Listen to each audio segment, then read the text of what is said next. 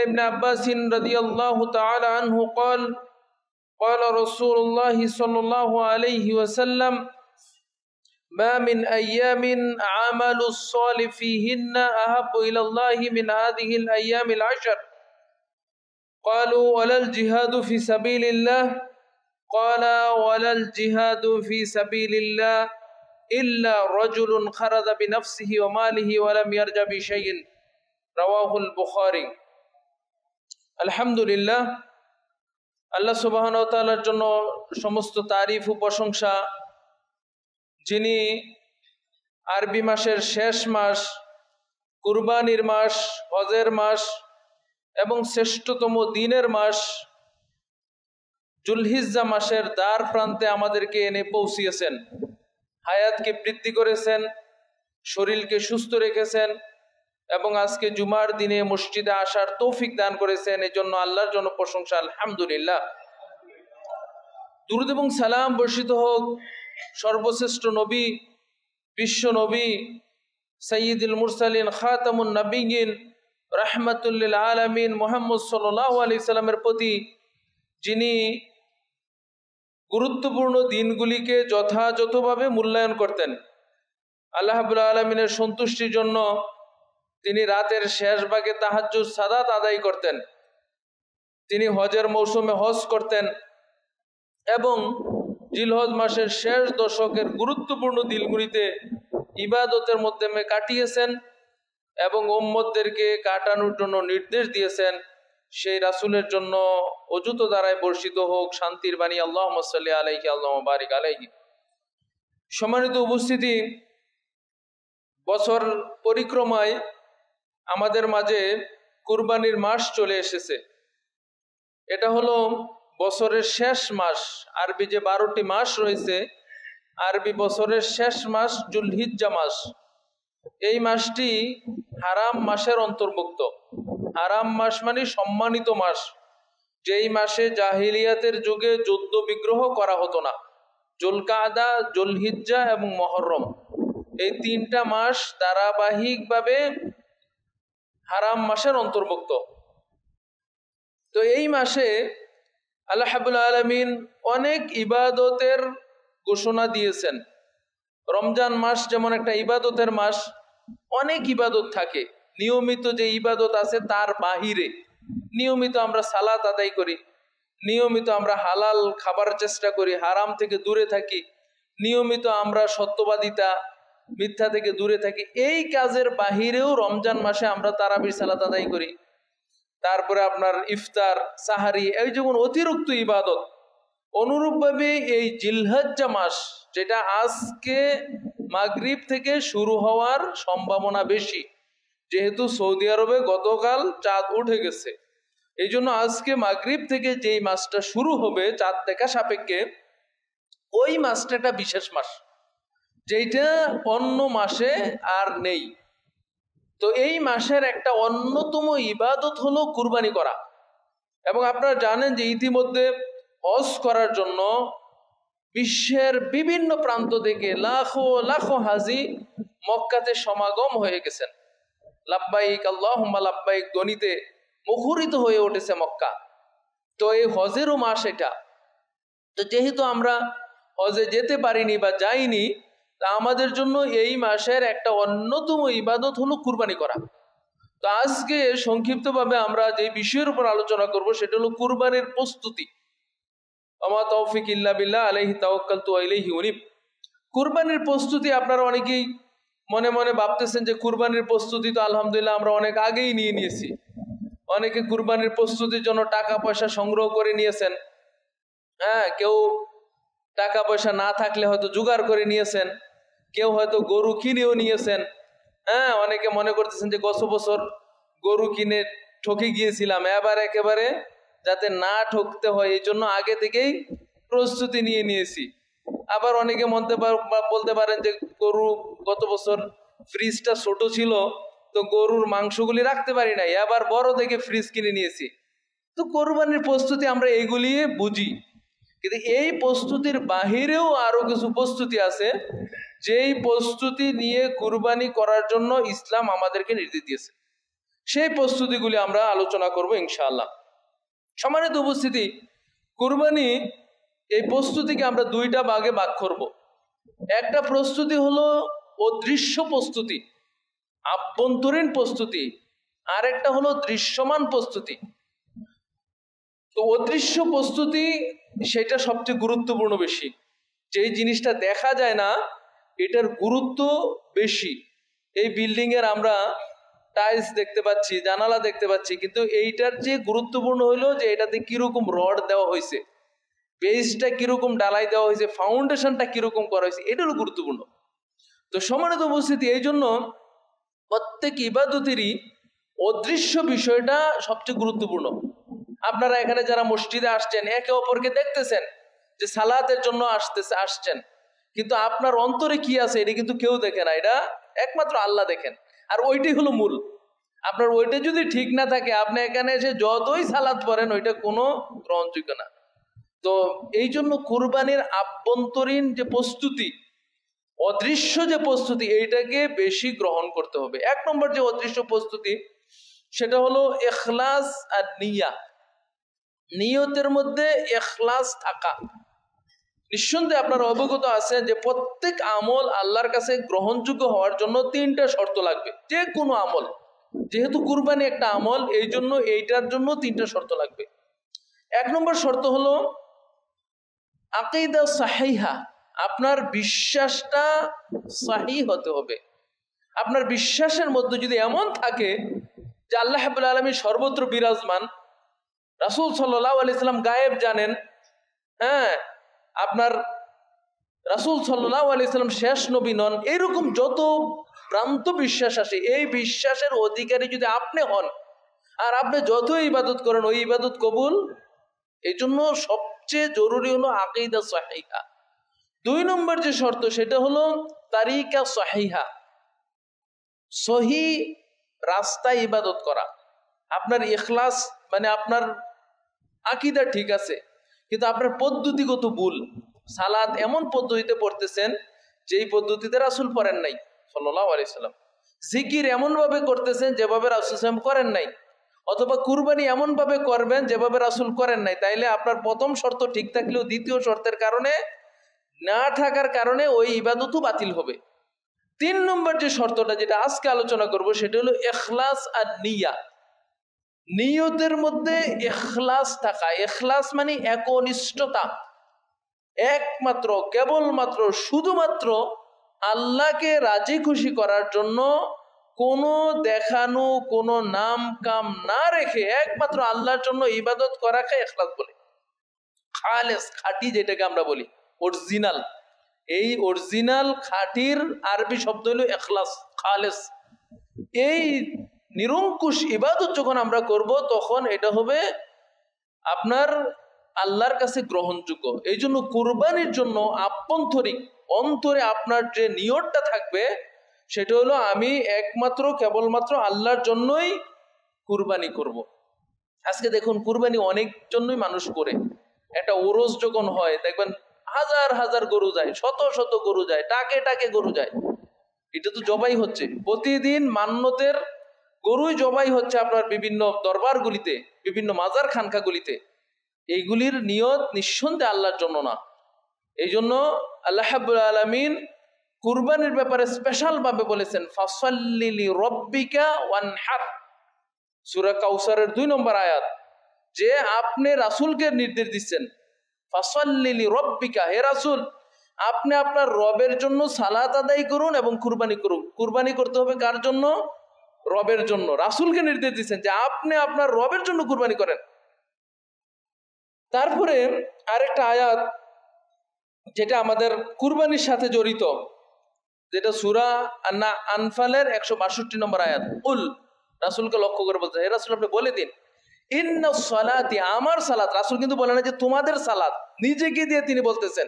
ইখলাসের বিষয়গুলি নিজের সাথে রাসূল অধিকাংশ ক্ষেত্রে সম্পৃক্ত করছেন, আকীদার বিষয়গুলি নিজের সাথে সম্পৃক্ত করছেন, কিন্তু অন্যগুলি আদেশ দিয়েছেন, সালাত সিয়াম এগুলো আদেশ দিয়েছেন, আর আকীদার বিষয়গুলি নিজের সাথে সম্পৃক্ত করছেন। এখানে দেখেন তিনি বলতেছেন যে হে রাসূল আপনি বলে দিন ইন্নাস সালাতি, আমার সালাত, ওয়া নুসুকি, আমার কুরবানি, ওয়া মাহইয়ায়া ওয়া মামাতি, আমার হায়াত এবং মাউত লিল্লাহি রাব্বিল আলামিন। কার জন্য? তাহলে দেখেন কুরবানির সাথে, কুরবানি এখানে কি বলে? নুসুক। কুরবানির কিন্তু অনেকগুলি শব্দ আছে, যেমন আমরা কুরবানি বলি, এটাও আরবি শব্দ, কুরবান থেকে। মা ইয়াতাকাররাবু ইলাল্লাহি তাআলা, কুরবানি হলো এমন একটা শব্দ, এমন একটা কাজ, যেই কাজের দ্বারা আল্লাহর নৈকট্য অর্জন করা যায়। এই জন্য কুরবানিটা ব্যাপক শব্দ। যেমন আমরা অনেক সময় বলি যে আপনি মালের কুরবানি করেন, মানে মাল সাদাকার করার মাধ্যমে আল্লাহর সন্তুষ্টি অর্জন করেন। সময়ের কুরবানি করেন, মানে সময় আল্লাহর রাস্তায় ব্যয় করে আল্লাহর সন্তুষ্টি অর্জন করেন। তো এখানে কুরবানি মানে পশু আল্লাহর রাস্তায় জবাই দিয়ে আপনি আল্লাহর সন্তুষ্টি অর্জন করেন। এই জন্য কুরবানিকে কুরবানি বলা হয়, কুরবান থেকে আসছে। আরেকটা শব্দ নহর, ফাসাল্লি রব্বিকা ওয়ানহার, ওয়ানহার মানে নহর থেকে। নাহার বলা হয় বিশেষ করে উট কুরবানি করাকে। উট কিন্তু নরমালি আমরা গরু যেভাবে শোয়াই, কয়েকজনে দড়ি, তারপরে আপনার গলার মধ্যে বিসমিল্লাহ বলে ছুরি চালায়, এইরকম ভাবে কিন্তু উট জবাই করে না। উট দাঁড়ানো অবস্থায় থাকে, আর ওইটার আপনার এই যে কণ্ঠনালীতে ছুরি দিয়ে বিসমিল্লাহ বলে যখন এভাবে আপনার আঘাত করা হয়, রক্ত জড়তে জড়তে জড়তে জড়তে ওটা একবার পড়ে যায়, এক সময় পড়ে গেলে তখন তাকে জবাই করা হয়। এটাকে বলা হয় নহর। তো সম্মানিত উপস্থিতি, এখানে নহর শব্দ আসছে, উদ্হিয়া শব্দ, আরেকটা শব্দ উদ্হিয়া। উদ্হিয়া মানে পশু। তো যেহেতু পশুর মাধ্যমে কুরবানি করা হয়, এই জন্য এটাকে উদ্হিয়া বলা হয়। তাইলে সম্মানিত উপস্থিতি, আমরা যে জিনিসটা বুঝতে পারলাম যে আমাদের আভ্যন্তরীণ যে প্রস্তুতি, আলহামদুলিল্লাহ কুরবানির জন্য অনেকে প্রস্তুতি নিয়েছেন, করবেন ইনশাল্লাহ। এবং কুরবানি এমন একটা ইবাদত যেটার জন্য আসলে বেশি ওয়াজ করার দরকার নাই। কারণ সামর্থ্যবান ব্যক্তি কুরবানি দেয় না এমন খুঁজে পাওয়া কঠিন। মানে তার সামর্থ্য আছে কিন্তু কুরবানি দেয় না, এরকম অনেক লোক পাবেন। সামর্থ্য আছে কিন্তু হজ করে না, হজ করে না এখনো। সামর্থ্য আছে কিন্তু জাকাত দেয় না। সামর্থ্য আছে মসজিদে আসার, মসজিদে আসে না। সামর্থ্য আছে অনেক ভালো কাজ করার, কিন্তু করে না। কিন্তু কুরবানি এমন একটা ইবাদত যেটা সামর্থ্য আছে কিন্তু করে না, এরকম খুঁজে পাওয়া কঠিন। বরং বেশি করে, আরো বেশি। মানে ধরেন আপনি যদি 1000 কোটি টাকার মালিক হন, গ্রুপ অফ কোম্পানির মালিক আপনি, আর একটা ছাগল যদি জবাই করেন, কুরবানি আপনার পরিবারের পক্ষ থেকে, যে আল্লাহ রাসূল বলছেন ইন্না ফি কুল্লি আমিন ফি কুল্লি আহলি বাইতিন উযহিয়া, প্রত্যেক বছর প্রত্যেক পরিবারের পক্ষ থেকে একটা উযহিয়া জবাই করতে হবে। ওই একটা ছাগলের মাধ্যমে আপনার কুরবানির যে দায়িত্ব, ওইটা আদায় হয়ে যাবে। কিন্তু আমরা কি তাই করি? যার সামর্থ্য আছে গরু দেয়, একাধিক দেয়। যার সামর্থ্য আছে গরু দেয়, ছাগল দেয়। তার মানে এমন একটা ইবাদত যেটা আলহামদুলিল্লাহ আমরা ওয়াজ না করতে অনেক বেশি করার চেষ্টা করি। আলহামদুলিল্লাহ ভালো, আপনি সাবিকু ইলা খাইরাত, আল্লাহ রাব্বুল আলামিন বলেন তোমরা ভালো কাজে প্রতিযোগিতা করো। আলহামদুলিল্লাহ, এটা ভালো জিনিস। কিন্তু আপনাকে এটা করতে হবে আল্লাহর সন্তুষ্টির জন্য। অন্তরের মধ্যে এটা রাখতে হবে যে আমার ইখলাস আর নিয়া, নিয়তের মধ্যে যাতে বিশুদ্ধতা আসে, এই জিনিসটা আমাদের খেয়াল রাখতে হবে। আল্লাহ আমাদেরকে সেই তৌফিক দান করুক। 2 নম্বর যে আভ্যন্তরিক আপনার প্রস্তুতি লাগবে, অদৃশ্য প্রস্তুতি লাগবে, সেটা হলো তাকওয়ার সহিত কুরবানি করা। তাকওয়া, আল্লাহ সুবহানাহু ওয়া তাআলাকে যথাযথ ভয় করে, আল্লাহ সুবহানাহু ওয়া তাআলাকে যথাযথ মূল্যায়ন করে, তার শান মানকে লক্ষ্য রেখে, তার সন্তুষ্টির জন্য, তার ভয়ে আপনাকে কুরবানি করতে হবে। প্রতিটা ইবাদতের মধ্যে 3টা জিনিস থাকা লাগে। 1 নম্বর হলো আল মুহাব্বা, মানে ভালোবাসা। আপনি ইবাদত জোর করে অথবা চাপে পড়ে ইবাদত করলে কিন্তু ইবাদত হবে না। ইবাদতের মধ্যে মহব্বত থাকতে হবে। মহব্বত মানে আল্লাহকে, তার রাসূলকে ভালোবেসে আপনি ইবাদতে আসতে হবে। এই যে সালাতে আসতেন, যে আল্লাহ আমাকে সৃষ্টি করছেন, আল্লাহ আমাকে সামর্থ্য দিয়েছেন, আসার তৌফিক দিয়েছেন, আমাকে ইসলাম ধর্ম গ্রহণ করার তৌফিক দিয়েছেন। এই জন্য আল্লাহ যে আমাকে প্রতি অনুগ্রহ করলেন, ইসলামে আসা আপনার জন্য অনুগ্রহ। কত মানুষ আজকে ইসলাম বোঝে না, মদ খেয়ে পড়ে আছে। কত মানুষ আছে দুর্নীতি ঘুষ করে আজকে দুনিয়া নিয়ে ব্যস্ত। কত মানুষ আছে রাজনীতি নিয়ে ব্যস্ত। কত মানুষ আছে বিভিন্ন জিনিস নিয়ে ব্যস্ত। কিন্তু আল্লাহ যে আপনাকে সামর্থ্য দিয়েছেন, কি সামর্থ্য? ইসলামকে বোঝার সামর্থ্য দিয়েছেন, মসজিদে আসার সামর্থ্য দিয়েছেন। এই মহব্বতে যে আল্লাহ আমাকে এই অনুগ্রহ করে, দয়া করে তিনি আমাকে ইসলামকে বুঝিয়েছেন, এই আল্লাহর মহব্বতে আপনাকে ইবাদত থাকতে হবে। এটা 1 নম্বর বিষয়। 2 নম্বর হলো আল খাউফ। খাউফ মানে ভয়। প্রত্যেক ইবাদত শেষে একটা ভয় থাকবে। যে আমার ইবাদত কি কবুল হলো কিনা, আমি যে ইবাদতটা করলাম ঠিকভাবে হলো কিনা, আমার ইবাদতের দ্বারা আমি জান্নাত পাবো কিনা, একটা ভয় থাকবে। আপনি ইবাদত করছেন মানে জান্নাত পাবেন এইরকম আপনার ক্রেডিট, এরকম আপনার অহংকারী হওয়া যাবে না। আপনার ভয় থাকতে অন্তর মধ্যে যে আমি যে করলাম এই ইবাদতটা কবুল হয় কি না হয়। আর 3 নম্বর হলো আর রাদা। রাদা মানে আশাবাদী, যে না আলহামদুলিল্লাহ ইবাদত আল্লাহ সৌভিক দিয়েছেন, ইনশাআল্লাহ জান্নাত আমি পাবো। তাহলে খাউফ, রাদা এবং মুহাব্বা এই 3টা জিনিস ইবাদতের মধ্যে থাকতেই হবে। তো এই কুরবানির মধ্যে খাউফ তথা আল্লাহর ভয় থাকতে হবে, আল্লাহকে ভয় করে কুরবানি করতে হবে। আমরা যদি কুরবানির প্রাথমিক যুগ দেখি, একেবারে আদম আলাইহিসসালামের যুগ, আমরা জানেন যে আদম আলাইহিসসালামের 2 সন্তান, উভয়ের মধ্যে কুরবানির মাধ্যমে আমাদের এই কুরবানির যে ইবাদতটা সূচনা হয়েছে, এবং এটার প্রাচীন ইবাদত মানে প্রত্যেক যুগেই ছিল। আদম আলাইহিসসালামের 2 সন্তানের কথা সূরা মায়েদা আয়াত নম্বর 27 আল্লাহ বলছেন, ওয়াতুলু আলাইহিম নাবা ইবনে আদম বিল হক। এ রাসূল আপনি তেলাওয়াত করে শোনান আদম আলাইহিসসালামের 2 সন্তানের সত্য ঘটনা। ইয কাররাবা কুরবানান ফাতুকবিলা মিন আহাদিহিমা ওয়া লাম ইউতাকাব্বাল মিনাল আখার। আল্লাহ রাব্বুল আলামিন বলতেছেন যে আল্লাহ 2 সন্তানের একজনের কুরবানি আল্লাহ কবুল করেছিলেন, আরেকজনের কুরবানি আল্লাহ কবুল করেন নাই। এখন কবুলের বিষয়টা, আপনার কুরবানি কবুল হলো কি হলো না, এটা কিন্তু এখন আমাদের বোঝার কোনো মানে সম্ভব না। কিন্তু তখনকার যুগে কিভাবে বুঝতো, কারণ তখনকার যুগে এই কুরবানি দিয়ে মাংস খাওয়া, কুরবানি দিয়ে তার থেকে উপকার নেওয়া, এইটা ছিল না। আজকে আমাদের মধ্যে ইখলাস চলে গেছে কেন? তার কারণ হলো যে প্রত্যেক ইবাদতের আপনি কিন্তু সরাসরি কোনো বেনিফিট পাচ্ছেন না, লাভ পাচ্ছেন না। আপনি সালাতে আসছেন, সরাসরি কোনো লাভ নাই। জাকাত দিলেন, সরাসরি কোনো লাভ নাই, মানে আপনার পকেটে আসতেছে না কিছু।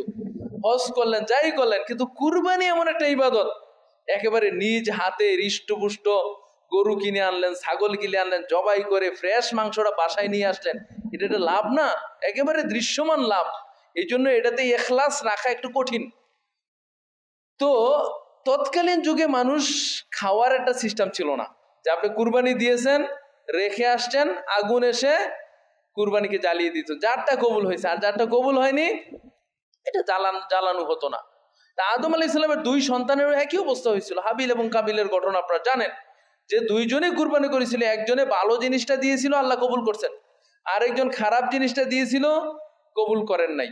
এখন আমাদের প্রতি আল্লাহ কি রহম করেছেন, আল্লাহু আকবার, সুবহানাল্লাহ। আপনি দেখেন বর্তমান যে যুগ, মিডিয়ার যে যুগ, আজকে যদি কুরবানি কবুল হওয়া এবং না হওয়াটা দৃশ্যমান হতো, প্রধানমন্ত্রী কুরবানি দিচ্ছেন, ডিসি কুরবানি দিচ্ছেন, এসপি কুরবানি দিচ্ছেন, গ্রামের মাতাব্বর, ইমাম, খতিব সবাই কুরবানি দিচ্ছেন, আর মিডিয়া সবাই মোবাইল মিডিয়া, হ্যাঁ, বিভিন্ন চ্যানেল এসে লাইভ করতেছে যে কারটা জ্বলে গেল, কারটা জ্বললো না। অনেক সময় দেখা যায় যে বড় খতিব কিন্তু জ্বলে নাই।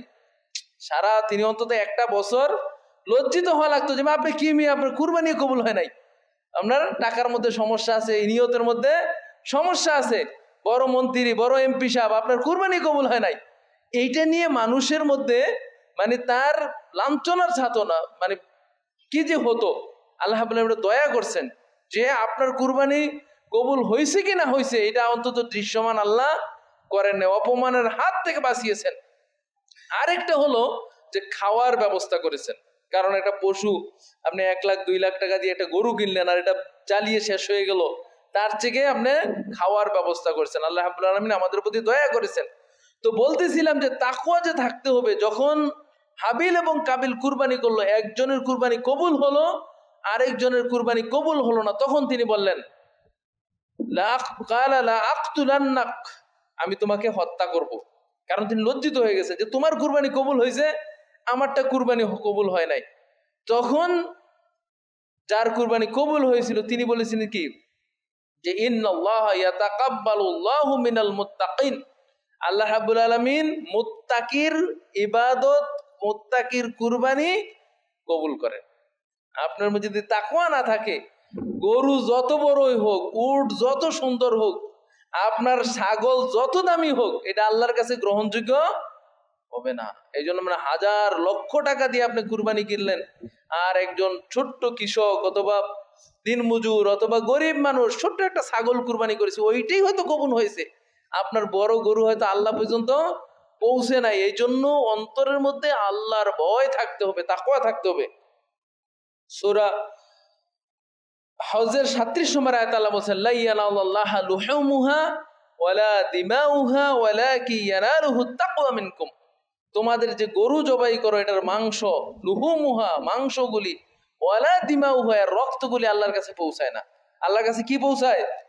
তাকওয়া। তোমাদের যে ভয়, তোমাদের যে আন্তরিকতা, এইটা নিয়ে যে কুরবানি করেছো সেটা আল্লাহর কাছে পৌঁছায়।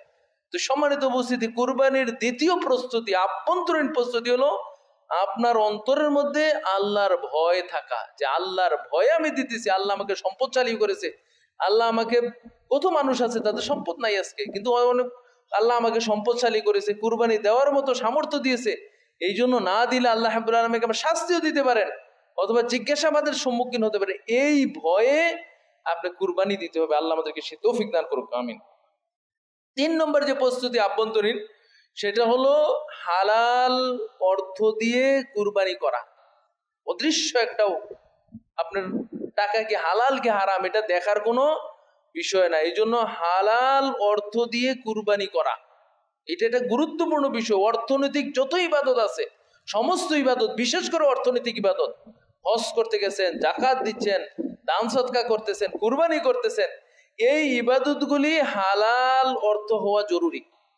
হালাল, ইন্নাল্লাহা তাইয়্যিবুন লা ইউকবালু ইল্লা তাইয়্যিব, মূলনীতিমূলক হাদিস। রাসূল সাল্লাল্লাহু আলাইহি ওয়াসাল্লাম বলেছেন আল্লাহ পবিত্র, আর আল্লাহ রাব্বুল আলামিন পবিত্র ছাড়া কোনো কিছু গ্রহণ করেন না।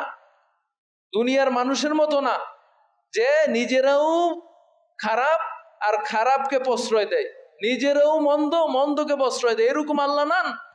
তিনি হলেন পবিত্র, দুষ্টুরি থেকে পবিত্র, হারাম থেকে পবিত্র, অন্যায়কারী থেকে পবিত্র, জুলুম থেকে পবিত্র। আল্লাহ হলেন সব দিক থেকে পবিত্র। আর তোমরা যদি পবিত্র হয়ে পবিত্র ভাবে তোমরা ইবাদত করো, সেটা আল্লাহর কাছে পৌঁছবে।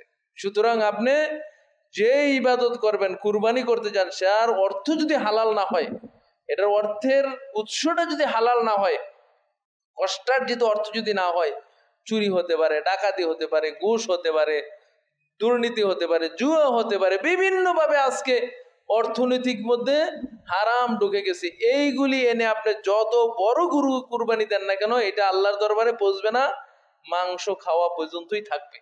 সুতরাং এই জন্য আমাদের অর্থ হালালের দিকে লক্ষ্য রাখতে হবে। আল্লাহ আমাদেরকে হালাল অর্থ দিয়ে কুরবানি করার তৌফিক দান করুক। 4 নম্বর যে আভ্যন্তরীণ প্রস্তুতি, সেটা হলো কুরবানির যে ইতিহাস, কুরবানির যে প্রেক্ষাপট, কুরবানির যে পটভূমি, ওইটার প্রতি খেয়াল করা। আল্লাহ রাব্বুল আলামিন অন্য ইবাদতে বলছে যে সালাত আদায় করো, এটার কোনো প্রেক্ষাপট নেই। সিয়াম পালন করো, যাকাত দাও, কিন্তু কুরবানির একটা ঐতিহাসিক প্রেক্ষাপট রয়েছে। ইব্রাহিম আলাইহিস সালামের নাম আপনারা জানেন, যাকে আবুল আম্বিয়া বলা হয়। 1,24,000 নবীর মধ্যে অল্প কয়েকজন নবী ছাড়া বাকি সমস্ত নবী এই ইব্রাহিম আলাইহিস সালামের বংশ থেকে আসছে। এবং এই ইব্রাহিম আলাইহিস সালামের যে ইতিহাস, তার যে পরীক্ষা, তার জীবনের যে কষ্ট, কোরআনের মধ্যে বিস্তারিতভাবে বর্ণনা আছে।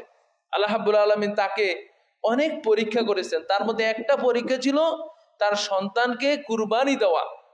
আমরা এটা শুনি, মনে করি সন্তানকে কুরবানি দেওয়া, কিন্তু আপনি চিন্তা করেন ইব্রাহিম আলাইহিস সালামের বয়স যখন 80-র উপরে, কেউ বলছেন 86 বছর, তখন আল্লাহ রাব্বুল আলামিন তাকে সন্তান দিয়েছেন। চিন্তা করুন, আপনার জীবনের সাথে মিলান। সন্তান দেওয়ার পরে আল্লাহ রাব্বুল আলামিন তাকে সন্তান নিয়ে আদরে সংসার করবে, এটাও দেন নাই। আল্লাহ রাব্বুল আলামিন বলছেন যে সন্তানকে অজানা জায়গায় রেখে আসো। আপনারা অনেকে বলতে পারেন আমরাও তো বিদেশ যাই, সন্তানকে রেখা, ওই রেখে যাওয়া আর ইব্রাহিম তার সন্তানকে রেখে আসা একরকম নয়। তখনও মক্কা নগরী গড়ে ওঠেনি, জনমানব শূন্য, একেবারে গাছপালা নেই, থাকার কিছু নেই, খাওয়ার কিছু নেই। সেই ফিলিস্তিন থেকে তিনি মক্কাতে চলে আসেন তার সন্তানকে রাখার জন্য। এবং মক্কাতে রেখে তিনি যে দোয়াটা করেছিলেন, সূরা ইব্রাহিম আসছে, রব্বানা ইন্নী আসকানতু মিন যুররিয়াতিন বিওয়াদিন গায়রি যি যারআইন ইনদা বাইতিকাল মুহাররাম। হে আল্লাহ, আমি আমার পরিবারকে তোমার গড়ের নিকটে, তখনও কাবা গড় নির্মিত হয়নি, জায়গাটা চিহ্নিত ছিল, ওই গড়ের নিকটে অনাবাদি জমি, অফসলি জমি, মরুভূমির মধ্যে রেখে গেলাম। তাহলে দেখেন রেখে চলে যাচ্ছেন। হাদিসের মধ্যে বিস্তারিত এসছে, মা হাজেরা তখন পিছন থেকে ডাকতেছেন যে ইব্রাহিম, আইনা তাসহাব ইব্রাহিম, আপনি কোথায় যাচ্ছেন? ইব্রাহিম আলাইহিস সালাম কথা বলতেছেন না। তখন হাজেরা পিছন থেকে বলতেছেন, আমারাকাল্লাহ, এটা কি আল্লাহ আপনাকে আদেশ দিয়েছেন? বলছে, হ্যাঁ, আল্লাহ আমাকে আদেশ দিয়েছেন। তখন তিনি বলছেন যে সুতরাং আল্লাহ যদি আদেশ দেন তাহলে আল্লাহ আমাদেরকে ধ্বংস করবেন না। দেখেন তিনি সন্তানকে রেখে চলে গেছেন, আবার ফিলিস্তিনে চলে গেছেন। এদিক দিয়ে সন্তান বড় হয়েছে। ফালাম্মা বালাগা মাহু সায়া, সূরা সফফাতের 100 নম্বর আয়াত। ফালাম্মা বালাগা মাহু সায়া, যখন তিনি সন্তানকে কিন্তু তিনি লালন পালন করতে পারেন না, রেখে গেছেন। তিনি জানেন না যে সন্তানকে আছে না মরে গেছে, বড় হয়েছে না কি হয়েছে। আল্লাহ রাব্বুল আলামিন তাকে আদেশ দিয়েছেন যে তুমি তোমার সন্তানের কাছে যাও। এবং তার বয়স তখন দৌড়ানোর বয়স হয়েছে। কেউ বলছেন 12 বছর, 14 বছর, 13 বছর, যাই হোক, দৌড়াতে পারে। এই অবস্থায় তিনি আবার এসে প্রস্তাব দিতেছেন, মানে সন্তানকে গড়ে নিয়ে যাবেন, লালন পালন করে, এরকম না। তিনি তার স্ত্রীকে, তার সন্তানকে বলতেছেন যে আমি স্বপ্নে দেখলাম, ইন্নী আরা ফিল মানাম, আমাকে স্বপ্নে দেখানো হলো, আন্নী আসবাহুক, আমি তোমাকে জবাই করতেছি। অনেকে এখানে ব্যাখ্যা করেন যে ইব্রাহিম আলাইহিস সালাম স্বপ্নে দেখছেন তার প্রিয় বস্তু জবাই করতেছেন। তিনি 100 উট কুরবানি করলেন, পরের দিন 100 গরু, পরের দিন 100 ছাগল। কোনো বর্ণনাই ঠিক না। কোরআনে কি বলছেন? ইন্নী আরা ফিল মানামি আন্নী আসবাহুক, আমাকে দেখানো হলো যে তোমাকে জবাই করতেছি। উট গরু জবাই করতেছি না, আমার বলা হয়নি, তোমাকে আমি জবাই করতেছি ইসমাইল। আন্নী আসবাহুক ফাংতুর মাজা, তোমার মতামত কি বলো। আপনি দিকে চিন্তা করে দেখুন, একটা সন্তান 80-86 বছর, সন্তানের যদি 10 বছর হয়েছে 96-100 বছরের কাছাকাছি ইব্রাহিম আলাইহিস সালাম, একটাই সন্তান, এই সন্তানকে জবাইয়ের নির্দেশ দিয়েছেন। এটা কিন্তু সাধারণ পরীক্ষা না যে ছেলেকে একটু মার দেন, ছেলেকে এই করেন সেই করেন, জবাই মানে নিশ্চিহ্ন করে দেন, এইরকম তাকে আদেশ দেওয়া হচ্ছে এবং তিনি বাস্তবায়নের জন্য প্রস্তুত। এমন না যে আল্লাহ অন্য একটা দেন, মানে আমার সন্তানটাকে রেখে অন্য কিছু করি, আমি সন্তানকে অন্য জায়গায় রেখে আসি, তাকে কিছুই না, কিছুই বলেন নাই তিনি। এবং সন্তানও দেখেন, ইয়া আবাতি ফাল মা তুমার, সন্তানও বলতেছেন যে ও আমার বাবা, আপনাকে যা আদেশ করেছে তাই করুন। আল্লাহ, এটি হলো কুরবানির ইতিহাস। এবং তিনি জবাই করার জন্য প্রস্তুতি নিয়েছেন। কোরআনে যেটা বলছেন, ফালাম্মা তাল্লাহু লিল জাবিন, তাকে উপর করে শুইয়ে দিয়েছেন। মানে এখন জবাই করবেন, বাবাও জবাইয়ের জন্য প্রস্তুত, ছেলেও জবাই হওয়ার জন্য প্রস্তুত। এমন অবস্থায় আল্লাহ কি করতেছেন? ইব্রাহিম, তিনি যদি ডাক না দেন তাহলে জবাই হয়ে যাচ্ছে। ইব্রাহিমও জানে না যে আমার সন্তান বেঁচে যাবে, ইসমাইলও জানে না যে আমার আল্লাহ বাঁচিয়ে দিবেন, কারণ এটা কেউ জানে না, গায়েবের সংবাদ তারাও জানে না। এবং ইব্রাহিমও প্রস্তুত। এই অবস্থায় আল্লাহ রাব্বুল আলামিন ডাক দিয়েছেন। এটা হলো কুরবানির ইতিহাস। এবং আল্লাহ রাব্বুল আলামিন ইসমাইলের পরিবর্তে একটা দুম্বা দিয়ে দিলেন। বাপ বেটা দুম্বা জবাই করে বাড়িতে চলে আসলেন। মাও জানে যে ছেলে কুরবানির জন্যই যাচ্ছে। এইটা হলো ইতিহাস। এই ইতিহাস হলো স্যাক্রিফাইসের ইতিহাস। কুরবানির ইতিহাস হলো ত্যাগের ইতিহাস। কুরবানির ইতিহাস ভোগের ইতিহাস নয়।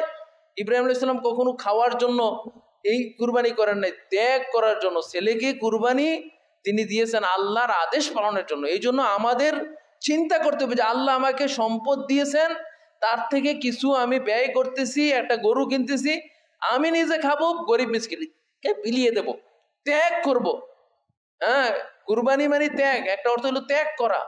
তা আমাদের এই মানসিকতা যাতে থাকে, আল্লাহ আমাদেরকে তৌফিক দান করুক। সম্মানিত উপস্থিতি, 4টা প্রস্তুতির কথা বললাম, যেটা আভ্যন্তরীণ প্রস্তুতি। 1, ইখলাসুন নিয়া, নিয়তটা খালেস হবে। 2, আত-তাকওয়া বা আল খাউফ, আল্লাহর ভয়ে ইবাদত করতে হবে, এটা করতে হবে। 3 নম্বর হলো যে আপনার হালাল অর্থ দিয়ে ইবাদত করতে হবে। 4 নম্বর হলো কুরবানির যেই প্রেক্ষাপটে কুরবানিটা আমাদের উপরে আসছে, এই প্রেক্ষাপটটা স্মরণে রেখে কুরবানি করব। এই 4টা প্রস্তুতি অদৃশ্য, আপনার মনে আছে কি নাই আল্লাহ ছাড়া কেউ জানে না। এই 4টা প্রস্তুতি আমরা নেব, আল্লাহ আমাদেরকে তৌফিক দান করুক। এবার কিছু প্রস্তুতি আছে দৃশ্যমান প্রস্তুতি।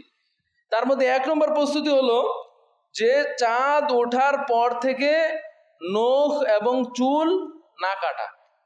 চাল যারাই কুরবানি করবে তাদের জন্য এই সুন্নাত, অনেকে এটা ওয়াজিব বলছেন।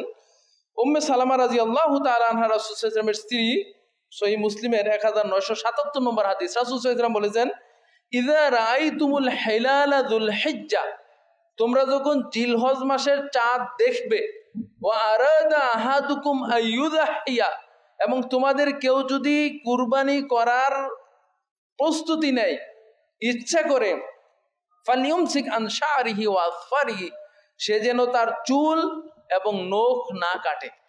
চুল বলতে মাথার চুল, তারপরে মুছ হতে পারে, বগলের নিচের চুল, নাভির নিচের চুল, এগুলি, দাড়ি তো কখনোই কাটবেন না।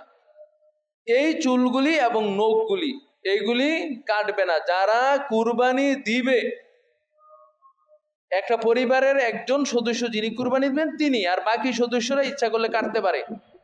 একটা হাদিস আসছে যে কেউ যদি কুরবানি দেওয়ার সামর্থ্য না রাখে, তার ব্যাপারে বলা হয়েছে যে তিনি যদি কুরবানি দেওয়ার সামর্থ্য নাই, তিনি যদি এই নখ এবং চুল না কাটেন, তাহলে আল্লাহ তাকে কুরবানির সমান পুরস্কার দিবেন, সওয়াব দিবেন। এই হাদিসটাকে আল্লামা আলবানী দয়ীফ বললেও অন্যান্য ইমাম হাকিম, শুআইব আল-আরনাউত, তারা হাদিসটাকে সহিহ বলেছেন, যেটা মাসাইলে কুরবানি এবং আকিকা বই, এই বইটা আজকে আপনারা নিয়ে যাবেন মুহতারাম আমিরে জামাতের যে এই বইটা। কারণ এই সময়ের মধ্যে আমরা অনেক মাসালা বছরে একবার, আমি হয়তো 1-2টা মাসালা বললাম, 5-7টা বললাম, অনেকগুলি আপনাদের অজানা থাকবে। এই জন্য একটা বই থাকলে নিজেরা পড়বেন, অন্যকে হাদিয়া দেবেন, ওই বইয়ের মধ্যে আপনারা এটার রেফারেন্সটা পাবেন। তাইলে 1 নম্বর দৃশ্যমান প্রস্তুতি হলো যে আজকে যেহেতু চাঁদ ওঠার সম্ভাবনা বেশি, এই জন্য মাগরিবের আগেই আপনারা এই কাজগুলি করে কুরবানির জন্য প্রস্তুতি নেবেন। বাকি 10 দিন আর এই কাজ করবেন, দৃশ্যমান প্রস্তুতি। এবং কুরবানির দিন ঈদের সালাত পর্বে যাবেন, কুরবানি করে তারপর এগুলি করবেন। 2 নম্বর দৃশ্যমান প্রস্তুতি, সেটা হলো ভালো আমল করা। এই 10 দিন, চাঁদ ওঠার পর থেকে কুরবানির দিন পর্যন্ত এই 10 দিন ভালো আমল করা। আব্দুল্লাহ ইবনে আব্বাস রাদিয়াল্লাহু তাআলা আনহু থেকে হাদিস বর্ণিত, রাসূল সাল্লাল্লাহু আলাইহি ওয়াসাল্লাম বলেছেন, মা মিন আইয়ামিন আমালুস সালিহ ফিহিন্না আহাব্বু ইলাল্লাহি মিন হাযিহিল আইয়ামিল আশর, আল্লাহর কাছে কোনো আমল প্রিয় নাই, রমজানের আমলও না, জুমার দিনেরও না, তারাবির সালাতও না, তাহাজ্জুদের সালাতও না, এই 10 দিনের আমলের চেয়ে, সুবহানাল্লাহ, এই 10 দিন আমল আল্লাহর কাছে যত প্রিয়, সবচেয়ে প্রিয়, অন্য দিনের আমল অত প্রিয় না। তখন সাহাবীগণ বলেন, ওয়ালাল জিহাদু ফি সাবিলিল্লাহ, ইয়া রাসূলুল্লাহ, জিহাদ করাও না? কারণ জিহাদ করাটা কঠিন কাজ ছিল তৎকালীন যুগে, এখন তো জিহাদের পরিবেশ নাই। কিন্তু কেমন কঠিন দেখেন, আপনি জমি জামা বাড়ি ঘর নিয়ে আসেন, আর আপনাকে বলেন যে চলেন যুদ্ধে যাই, 200 mile 400 mile 700 mile 800 mile 1200 mile দূরে, হাঁটার কোনো গাড়ি ঘোড়া কিছুই নাই, হেঁটে যেতে হবে, না হলে উঠে যেতে হবে, যাইতে লাগবে 2 মাস 3 মাস, আবার ওইখানে শত্রুর মোকাবেলা করে হয় মরতে পারেন, না হয় বাঁচতে পারেন, আবার ফিরে আসতে হবে। পরিবারের কি অবস্থা, সংসারের কি অবস্থা, আপনি চিন্তা করেন বিষয়গুলি। আমরা তো জিহাদ জিহাদ বলেই, কিন্তু কত কঠিন ছিল। সাহাবীগণ বলে, ইয়া রাসূলুল্লাহ, আপনি যে বললেন এই 10 দিনের আমল আল্লাহর কাছে প্রিয়, জিহাদ যে করতে যাই আমরা, ওই সময়গুলির আমলও কিনা? তখন রাসূল সাল্লাল্লাহু আলাইহি ওয়াসাল্লাম, ওই 10 দিনের আমলও না, ইল্লা, তবে হ্যাঁ, রাজুলুন খারাজা বিনাফসিহি ওয়া মালিহি ওয়া লাম ইয়ারজা বিশাইইন, একজন লোক তার সম্পদ যা ছিল, বাড়ি ঘর টাকা পয়সা সব নিয়ে বের হয়ে গেছে, আর টাকাও ফিরে আসে নাই, নিজেও ফিরে আসে নাই, শহীদ হয়ে গেছে। ওই ব্যক্তির আমল এই 10 দিনের আমলকারীর চেয়ে বেশি আর কোন ব্যক্তির আমল। তার মানে বুঝে গেল কি, যিনি যুদ্ধে গেছেন আবার গাজী হয়ে ফিরে আসছেন, তার আমল চেয়েও বেশি।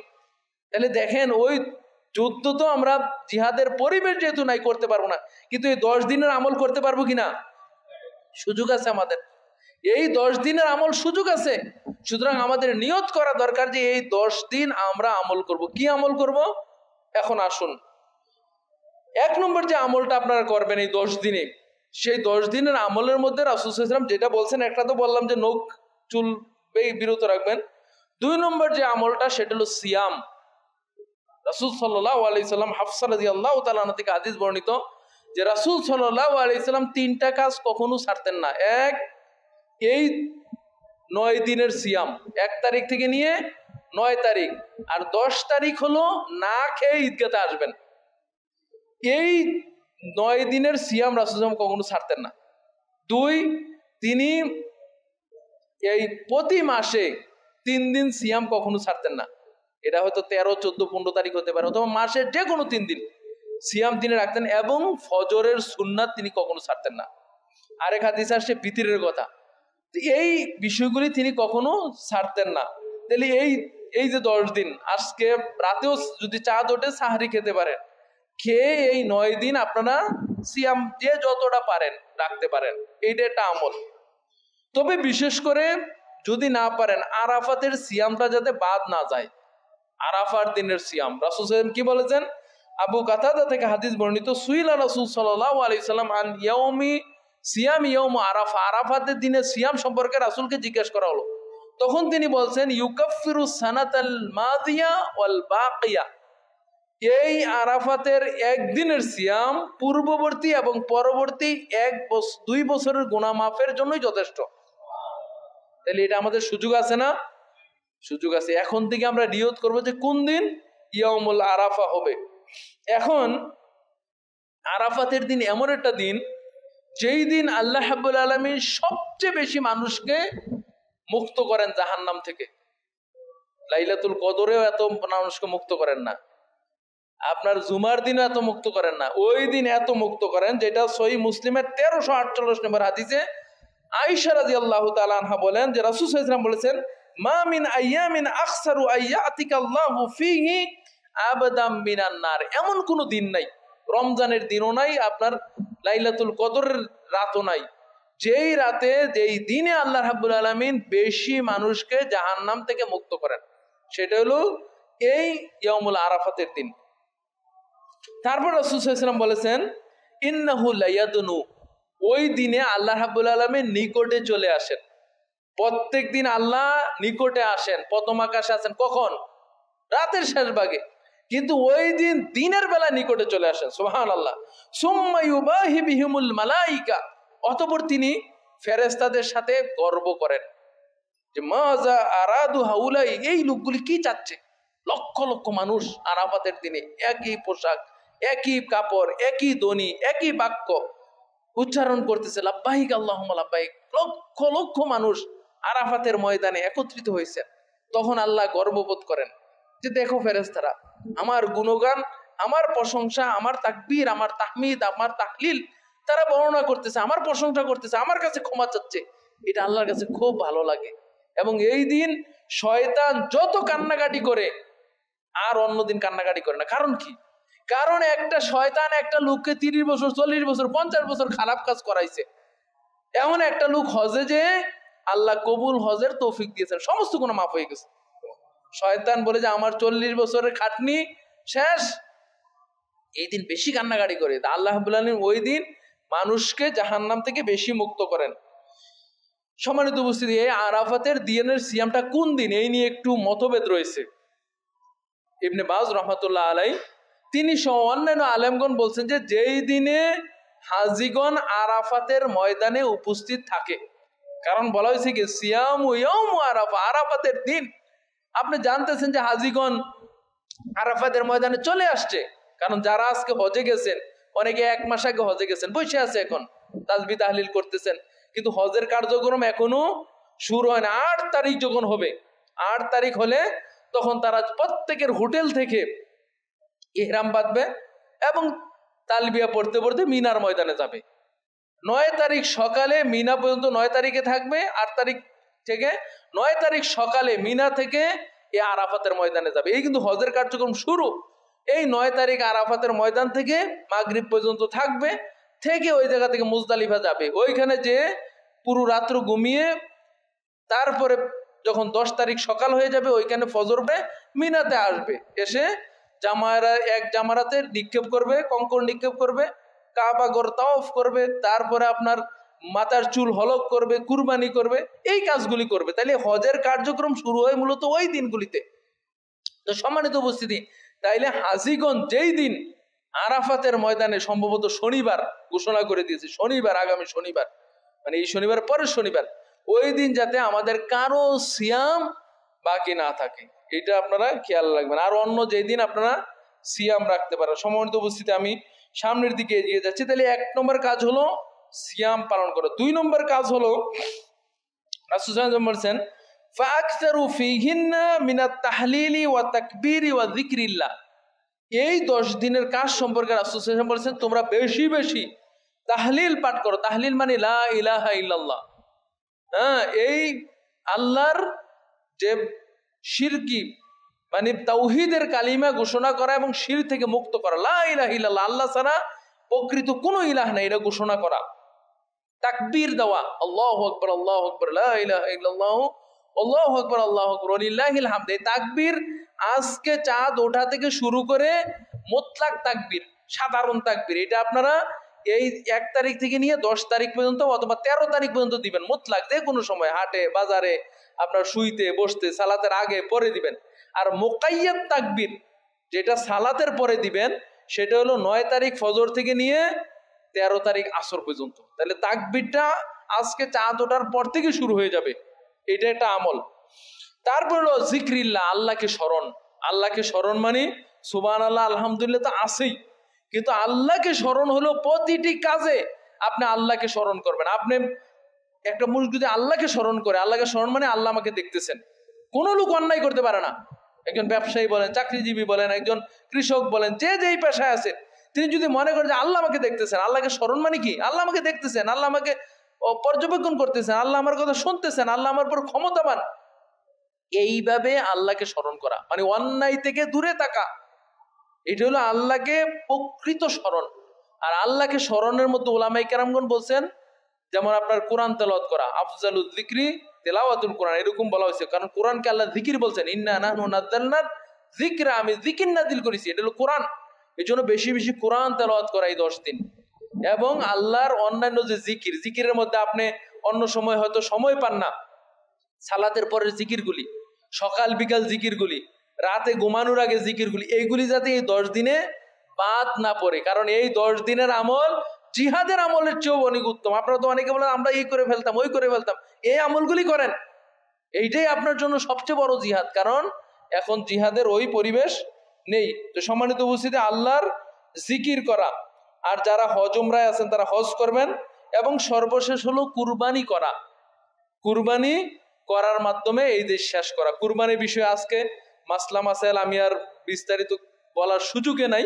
এই কুরবানির আগামী জুমা যেহেতু আছে, আপনারা হয়তো এই বিষয়ে আলোচনা শুনবেন। তবে নিজেরা জানার জন্য ওই বইটা সংগ্রহ করবেন। আল্লাহ রাব্বুল আলামিন আমাদেরকে বোঝার তৌফিক দান করুক। এই 10 দিন যাতে আমরা গুরুত্ব দিতে পারি, এবং কুরবানির যে প্রস্তুতি, আভ্যন্তরীণ প্রস্তুতি, ভিতরের প্রস্তুতিটা ঠিক হলে বাহিরের প্রস্তুতি এভাবেই ঠিক হবে।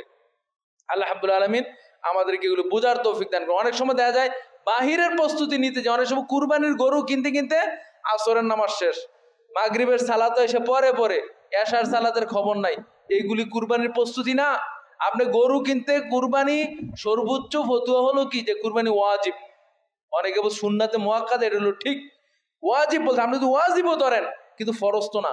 কিন্তু আসরের সালাত পড়া কি, আপনি কুরবানির মাঠে যেয়ে দেখেন অধিকাংশ মানুষ যারা কুরবানির জন্য আসছে, কুরবানির পশু বিক্রি করতে আসছে, আসরের সালাতে মসজিদে আমরা সালাত পড়ে দেখেন কয়জন লোক সালাতে আছে আর কয়জন বাজারে আছে।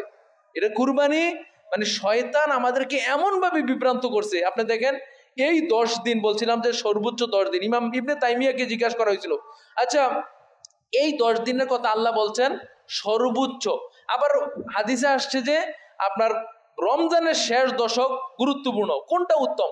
তখন তিনি বলেছিলেন যে এই দশকের দিন উত্তম, আর রমজানের দশকের রাত উত্তম। এই দশমের দিন মানে এই দিনের বেলায় সকল ইবাদত হয়। যেমন আপনি সিয়াম পালন করবেন দিনের বেলা, তাকবীর তাহলিল তাসবিহ পড়বেন দিনের বেলা, আরাফাতের ময়দান দিনের বেলা। আর রমজানের শেষ দশকের যে আপনার তারাবি পড়বেন, ইআতিকাফ করবেন, আপনার তাহাজ্জুদ পড়বেন, সাহারি খাবেন, ইফতার করবেন, এগুলো সব রাতের সাথে জড়িত। এই জন্য এই 10 দিনের দিনের ইবাদত উত্তম, মানে দিনের বেলা। দিন বলতে আমরা যে সকালটাকে বুঝি, মানে এই আলো, আর রাত মানে অন্ধকার। কিন্তু শয়তান এমন চক্রান্ত করছে, আপনি দেখবেন রমজানের ঈদে মার্কেট মার্কেটটা কখন জমে? রাত্রবেলা জমে। সবাই সারাদিন সিয়াম রেখে পরে রাতে যায় মার্কেট করতে, একেবারে সারা রাত মার্কেট, মানে ইবাদত থেকে কিভাবে মুক্ত রাখছে। আবার এই রমজানে দেখবেন রাতে কোনো কাজ নাই, সব দিনের বেলা। গরু কেনাকাটা কখন? দিনের বেলা। এইভাবে শয়তান আপনাকে ইবাদত থেকে মুক্ত রাখছে। গরু কেনাকাটার জন্য এত সময় না দিয়ে ইবাদতে সময় দেন। আল্লাহ আমাদেরকে বোঝার তৌফিক দান করুন।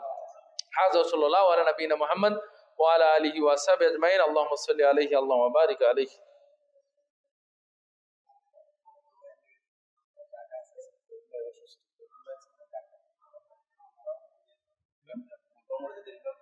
আচ্ছা, আলহামদুলিল্লাহ আলহামদুলিল্লাহ ওয়াহদা ওয়াসসালাতু ওয়াসসালামু আলা মান লা নাবিয়্যা বা'দা। সম্মানিত জুমা জামাতের মুসল্লিয়ান একরাম, আলহামদুলিল্লাহ আপনারা কুরবানি নিঃসন্দেহে করবেন। কুরবানির জন্য কয়েকটা পয়েন্ট। এক নম্বর হলো